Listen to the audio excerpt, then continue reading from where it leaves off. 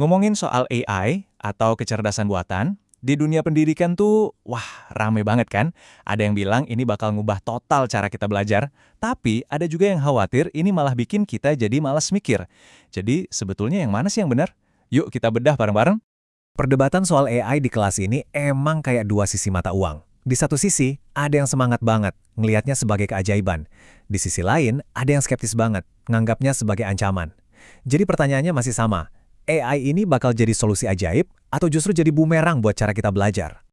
Oke, nah ini dia kuncinya. Masalahnya itu ternyata bukan di teknologi AI-nya. Sama sekali bukan. Yang paling nentuin itu adalah gimana cara kita pakainya dalam proses belajar.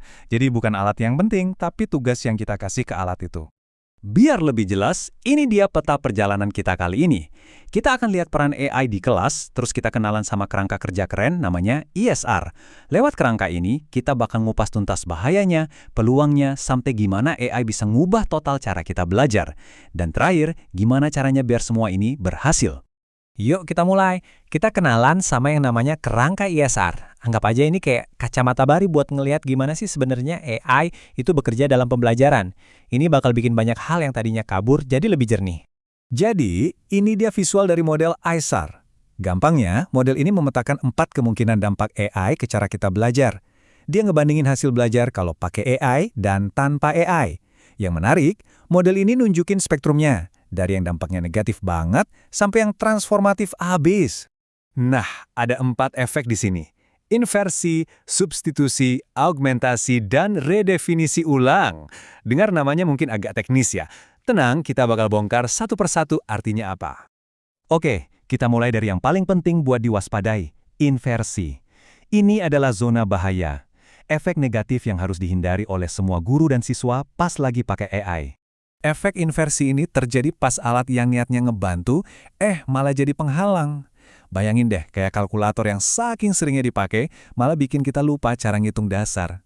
Nah, AI bisa melakukan hal yang sama untuk kemampuan berpikir kritis kita. Siswa jadi kurang terlibat, dan akhirnya hasil belajarnya malah menurun. Ketergantungan yang berlebihan sama AI ini bisa menciptakan yang namanya kemalasan metakognitif. Keren ya istilahnya. Intinya sih, siswa jadi males mikir dalam-dalam. Mereka nggak lagi ngatur cara belajarnya sendiri. Dan ya gitu deh, tugas berpikir kritisnya diserahin aja ke mesin. Coba kita bandingkan. Di satu sisi, tujuan pendidikan kan pembelajaran mendalam. Kita mikir, kita evaluasi, kita benar-benar paham. Nah, di sisi lain, risiko inversi ini adalah pembelajaran yang dangkal. Kita cuma nerima jawaban dari AI tanpa mikir sama sekali. Cuma kopas doang. Oke, cukup soal bahayanya. Sekarang kita beralih ke peran AI yang lebih positif, yaitu sebagai asisten. Di sini kita masuk ke level substitusi dan augmentasi, di mana AI itu ngebantuin tugas-tugas belajar, bukan ngambil alih proses berpikirnya. Substitusi ini konsepnya simpel banget. AI di sini cuma ngegantiin tugas yang biasanya dilakuin sama guru, misalnya bikin kuis atau video pembelajaran. Hasilnya sama aja, dan tugas belajarnya juga nggak berubah secara mendasar. Contohnya apa? Ya misalnya video pembelajaran yang dibikin AI, kartu flash otomatis buat hafalan, atau asisten pengajar AI yang bisa jawab pertanyaan-pertanyaan dasar dari siswa. Intinya sih efisiensi, bikin kerjaan jadi lebih cepat. Sekarang kita naik level ke augmentasi. Di sini AI bukan cuma ngegantiin, tapi meningkatkan proses belajar. AI ngasih dokumen ekstra yang mungkin sulit dilakukan guru ke setiap siswa secara bersamaan. Contohnya keren-keren loh. Ada dashboard yang nunjukin kemajuan siswa secara real-time buat guru, ada petunjuk otomatis kalau siswa lagi mentok, atau umpan balik instan pas mereka ngerjain tugas menulis. Ini tuh kayak setiap siswa punya asisten pribadi super pinter. Dan inilah puncaknya. Potensi tertinggi dari AI, redefinisi. Ini bukan lagi soal ngebantu tugas yang udah ada, tapi tentang menciptakan cara belajar yang mungkin dulu cuma ada di film fiksi ilmiah. Redefinisi adalah saat di mana AI ngebuka pintu ke aktivitas belajar yang dulunya mustahil kita lakuin. AI mendorong siswa buat terlibat secara mendalam, konstruktif, dan interaktif dengan cara-cara yang benar-benar baru. Coba dibayangin, kalian bisa debat langsung sama simulasi Albert Einstein, atau bareng-bareng ngerancang game sama partner AI, atau bahkan belajar dengan cara ngajalin sebuah AI. Ini bukan lagi soal nyerap informasi, tapi soal menciptakan pengetahuan. Keren banget kan? Tapi, tunggu dulu.